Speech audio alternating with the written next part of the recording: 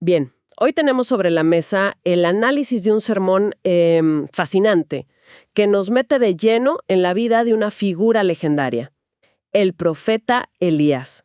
Mm, La historia nos sitúa en uno de los momentos más oscuros de Israel, un tiempo de decadencia total. sí. Y nos muestra cómo a veces, de la peor crisis, emerge un personaje con una fe a prueba de todo. Y lo interesante del enfoque que tenemos aquí es que no se trata solo de una lección de historia antigua. Claro, Se usa la vida de Elías como un espejo para entender cómo se forja el carácter. El tema central es cómo Dios, en su soberanía, utiliza las pruebas, el aislamiento, para enseñarnos a depender completamente de Él.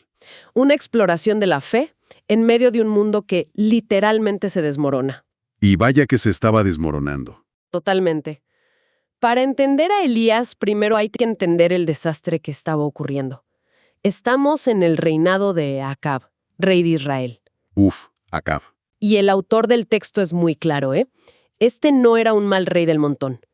Se nos dice que hizo lo malo ante los ojos de Jehová más que todos los que reinaron antes que él. O sea, la vara de la maldad ya estaba alta y él dijo, permiso, la voy a superar. Con creces. Totalmente. El análisis detalla que no se conformó con repetir los errores de sus predecesores. Fue, digamos, un innovador de la maldad. ¿Y cuál fue el punto de inflexión? El punto de inflexión fue su matrimonio con Jezabel, una princesa sidonia. El texto la describe como una mujer idólatra, autoritaria y de una perversidad extrema. Y juntos no solo toleraron la idolatría, No, la convirtieron en la religión oficial del Estado. institucionalizaron el culto a Baal. Y es importante entender qué significaba eso. No era simplemente cambiar una estatua por otra, ¿verdad? Para nada. Baal era el dios cananeo de la lluvia y la fertilidad. O sea, quien controlaba la lluvia controlaba la economía, la vida misma. Exacto. Y su culto, según nos describe la fuente, incluía prácticas terribles, como la prostitución ritual y, en los casos más extremos, el sacrificio de niños. ¡Qué horror! Y Jezabel emprendió una campaña sistemática y violenta para exterminar a los profetas del Dios de Israel y reemplazarlos con sus sacerdotes de Baal. Llegando a construirle un templo enorme en la capital, Samaria. Sí, es una persecución en toda regla, un ambiente de hostilidad total. Y el análisis menciona otro evento de esa época que parece un detalle menor pero que revela la mentalidad de la gente. Un hombre llamado Giel de Betel se pone a reconstruir Jericó. Y eso es un desafío increíble. Hay que recordar que 500 años antes, Josué había lanzado una maldición específica, Una maldición muy clara. clarísima, sobre cualquiera que se atreviera a reedificar Jericó. La maldición decía que le costaría la vida de su hijo mayor al empezar y la de su hijo menor al terminar. Era una de esas advertencias divinas grabadas en la historia de Israel. Exacto. ¿Y qué pasó? Se cumplió. Al pie de la letra. La fuente nos cuenta que Hiel perdió a su primogénito cuando echó los cimientos y a su hijo menor cuando puso las puertas. Lo impactante es que, sabiendo la maldición, lo hizo igual. Lo hizo igual. Eso te muestra el nivel de cinismo, de desafío contra Dios que se respiraba en el ambiente. Era una oscuridad espiritual casi absoluta. Ok, ese es el panorama. Un desastre total. Y en medio de todo eso, cuando parece que no hay esperanza, el texto simplemente dice, entonces Elías disbita. De la nada. De la nada, aparece este tipo. Sin genealogía, sin presentación formal, solo sabemos que era de Galad, una región de gente ruda, montañeses. Es que su sola presencia ya es una declaración de guerra teológica. Su nombre, Elías, significa Jehová es mi Dios. Un desafío directo al Baal es el señor que predicaba Jezabel. Exacto. Y Tisbita, según una de las interpretaciones que maneja el análisis, podría significar el que convierte o el que hace volver. Así que su identidad era su misión. Completamente. Proclamar que Jehová, y no Baal, es el único Dios verdadero y hacer que el pueblo se vuelva a él. Y vaya si lo proclama. No empieza con una campaña de bajo perfil. Para nada. Se planta directamente frente a Acab, el hombre más poderoso y corrupto del reino, y le suelta esto. Vive Jehová Dios de Israel, en cuya presencia estoy, que no habrá lluvia ni rocío en estos años, sino por mi palabra. ¡Qué audacia! Es un ataque directo al punto fuerte de Baal, el control del clima. Es un jaque mate teológico desde el primer movimiento. Y la pregunta que se plantea en el sermón es clave. ¿De dónde saca un hombre común, que la Biblia describe como sujeto a pasiones semejantes a las nuestras, semejante valor? Claro, no era un superhéroe. ¿Qué lo hacía tan diferente? Pues la fuente ofrece una respuesta contundente: su vida de oración. El Nuevo Testamento nos dice que Elías oró fervientemente para que no lloviese, o sea que su poder en público era consecuencia. Era el resultado directo de su comunión en privado. Esa frase, en cuya presencia estoy, no era una formalidad, era su realidad. Vivía conscientemente delante de un Dios soberano. Y eso hacía que el rey más temido de la tierra le pareciera pequeño en comparación. Exacto. Entendido. Después de un desafío tan monumental, uno esperaría que el siguiente paso fuera, no sé, liderar una revolución. Claro, un gran movimiento popular.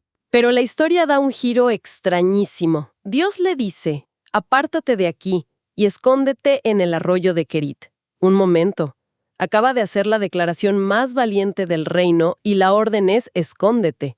Suena a un anticlímax total, ¿no? Casi como una retirada. Sí, ¿por qué? Esa es la tensión que el análisis explora a fondo. Y aquí es donde la historia se vuelve profundamente personal y teológica. La orden parece ilógica desde una perspectiva humana. Totalmente. Pero es entrar en el plan de Dios. La palabra kerit en hebreo significa cortar, separar, labrar. Ah, cortar. Dios le está diciendo: acabas de tener una gran victoria pública.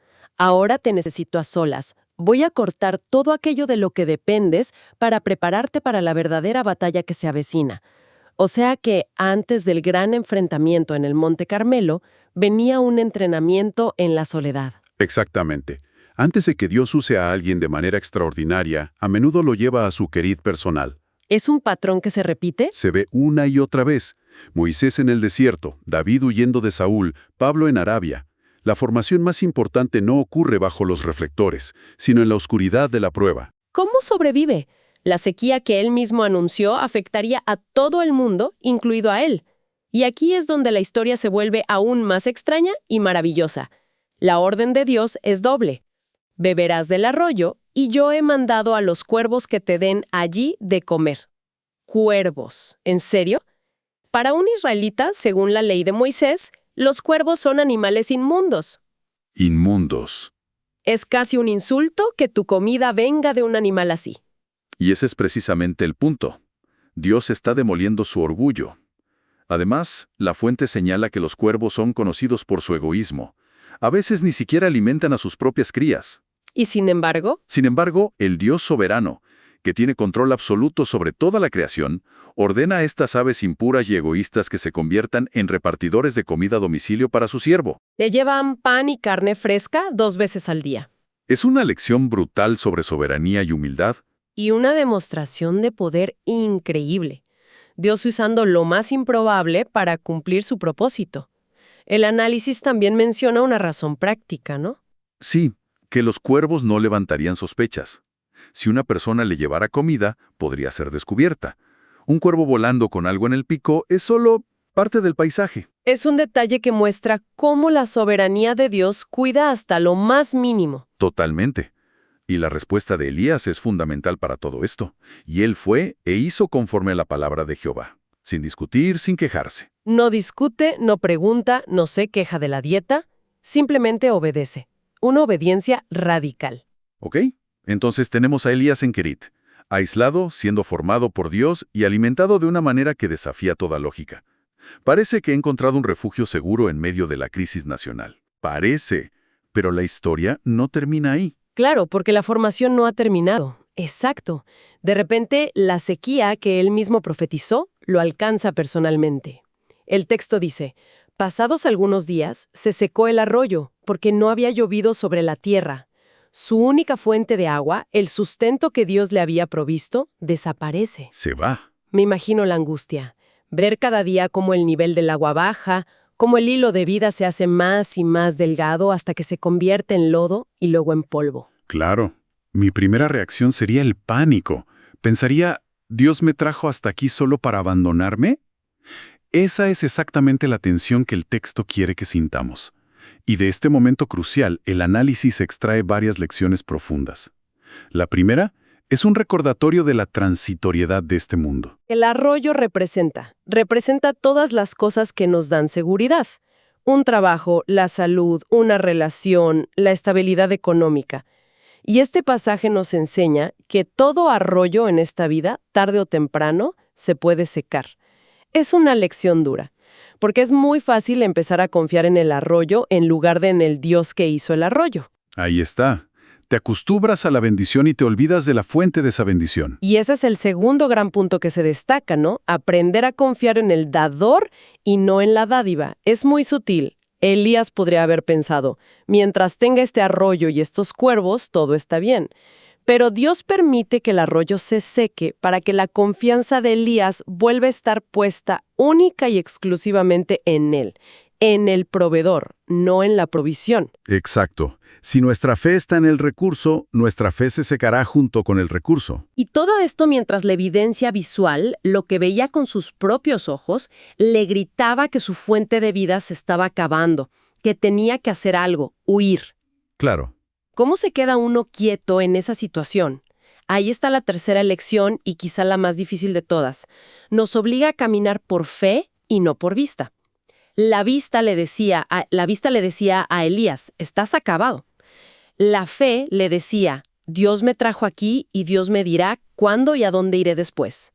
Se queda allí en obediencia esperando la siguiente palabra de Dios.